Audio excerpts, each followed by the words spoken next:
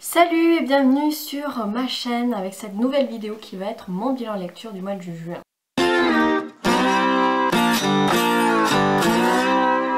Alors au mois de juin, j'ai commencé par lire Le Chuchoteur de Donato Carisi aux éditions Le Livre de Poche et ça a été un immense coup de cœur. Voilà, c'était un véritable page-turner malgré je sais plus combien il fait, plus de 500 pages. Alors c'est un roman policier bien sombre comme j'aime, faut quand même avoir le cœur accroché, je tiens quand même à le dire. Donc en fait donc je trouve que la quatrième résume bien. 5 petites filles ont disparu, 5 petites fosses ont été creusées dans la clairière. Au fond de chacune, un petit bras, le gauche. Donc là on est face à un tueur en série de petites filles. Ce que j'ai vachement aimé, c'est la galerie de personnages, notamment les inspecteurs. Donc on a toute une équipe d'enquêteurs qui essayent de résoudre cette affaire. Donc voilà, les enquêteurs habituels. Je les ai trouvés très télégéniques, voilà, on se serait cru dans une série télé. On avait notamment le professeur, enfin le criminologue Goran Gavila qui m'a fait beaucoup penser à Will Graham dans la série Hannibal. Je sais pas pourquoi, il est un peu torturé comme ça, voilà. Et puis on a aussi le personnage de Mila qui est une pièce rapportée à l'équipe puisqu'elle a été appelée en renfort puisqu'elle est spécialiste en fait dans la recherche d'enfants disparus. Elle aussi elle a un passé un peu trouble qu'on découvrira petit à petit dans le livre. Et ce que j'ai beaucoup aimé, au-delà de l'intrigue principale avec ces 8 fillettes à retrouver, c'est surtout que c'est une intrigue à tiroir. En fait, il y a plusieurs récits à l'intérieur, il y a plusieurs intrigues à résoudre au fil de l'enquête. Et c'était vraiment génial. Après, voilà, c'est quand même un roman assez sombre.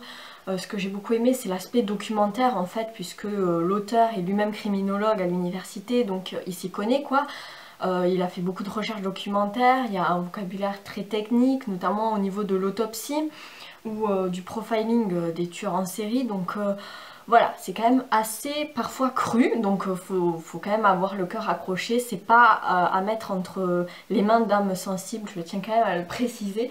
Mais voilà, j'ai adoré ce bouquin, je l'ai dévoré. Et puis j'ai très hâte de lire la suite qui s'appelle L'écorché, je crois. Même si celui-là se suffit en lui-même, voilà, ça peut être lu comme un one-shot.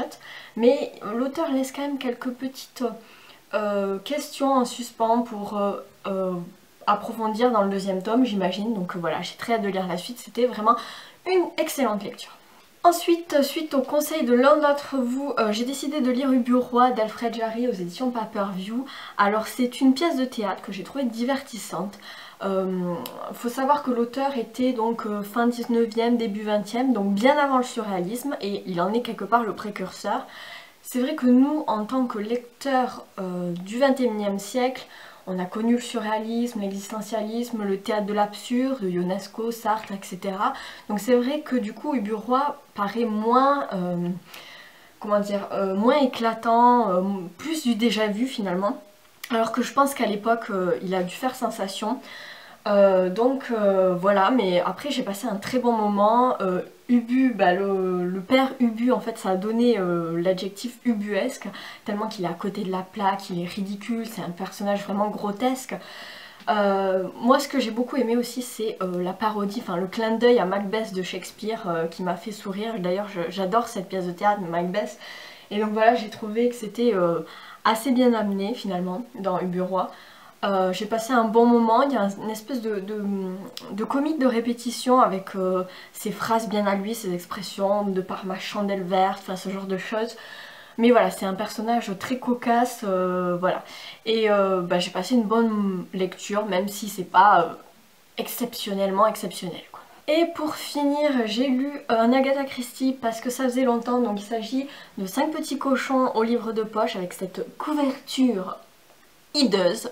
Voilà, les éditions du livre de poche dans les années 80, ça devait... Hein, voilà. Puis les couvertures, enfin les pages bleues là, électrogène, la collection électrogène, toi-même tu sais quoi. Bref, donc là on est face à une enquête d'Hercule Poirot. C'est une jeune fille d'une vingtaine d'années qui décide d'aller voir Hercule Poirot puisqu'il y a 16 ans, son père est mort dans d'étranges circonstances et sa mère a été accusée du meurtre. Elle a était emprisonnée, elle est morte en prison. Seulement, cette jeune fille a reçu une lettre posthume de sa mère qu'elle a reçue en fait quand elle était, qu'elle est devenue majeure. Et sa mère dans cette lettre dit qu'elle est innocente finalement. Donc elle demande à Hercule Poirot de prouver que sa mère était innocente, oui ou non. Donc Hercule Poirot décide de se replonger dans ce passé, c'était quand même une affaire qui remonte il y a 16 ans. Et il décide d'interroger les 5 personnages témoins de cette affaire. On a la gouvernante, on a la demi-sœur, on a 2 frères voisins, on a également la maîtresse de son mari. Et donc on se replonge dans cette affaire au travers de tous ces 5 témoignages. Alors moi j'ai trouvé que l'enquête en elle-même était un peu fastidieuse, un peu longue parce que les 5 personnages se répétaient et forcément les faits étaient plus ou moins les mêmes, vus de points de vue différents mais quand même. Donc c'est vrai qu'on a rabâché vachement l'histoire, mais ça valait quand même le coup parce que la révélation finale d'Hercule Poirot était juste fantastique. C'était une démonstration de fou comme d'habitude, hein, Hercule Poirot, voilà. Et voilà, le twist final, on s'y attendait pas, franchement, le meurtrier... voilà, hein, je suis restée sur le cul, donc voilà, c'était une bonne petite lecture, bien agréable. Agatha Christie, une valeur sûre si vous voulez quelque chose de sympa, de divertissant, voilà. Voilà, c'est tout pour mon bilan lecture du mois de juin. J'espère que ça vous a plu, n'hésitez pas à commenter, à liker, à me dire ce que vous en avez pensé, ce que vous avez lu aussi au mois de juin, ça me donnera peut-être des idées. En attendant, je vous souhaite de belles lectures et je vous dis à bientôt. Salut!